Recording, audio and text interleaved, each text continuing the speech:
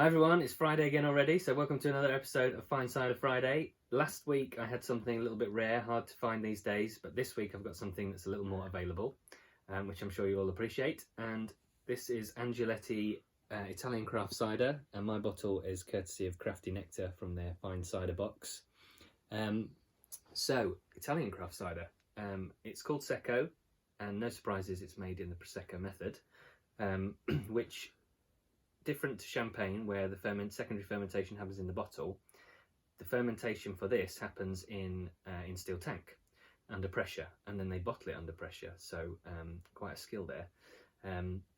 It's made by a family-run cideria, I think I pronounced that right, in the Italian Dolomites for Angioletti, and so let's have a taste. If you can see the colour, hopefully on the camera, it's really clear, really pale. It does remind you of Prosecco in the glass, but the fizz is much more delicate. And as you can see from the front, it's only 5% compared to Prosecco, which is around 11, I think, normally. So on the nose, green apples, maybe some like honeysuckle blossom, and then like a tropical, maybe kiwi, and also some like green grape, which is interesting. So let's have a taste.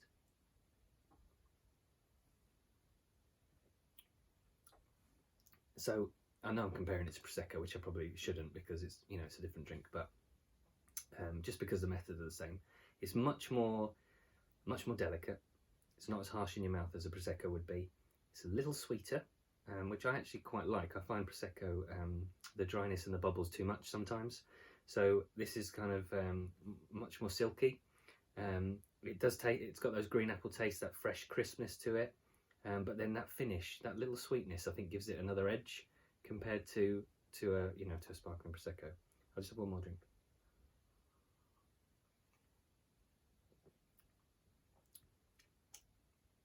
Yeah, it's really crisp, and I think if you're blindfolded, you might be tempted to say it was close to Prosecco because of those kind of orchardy fruit flavours that you sometimes get come through in those sparkling wines.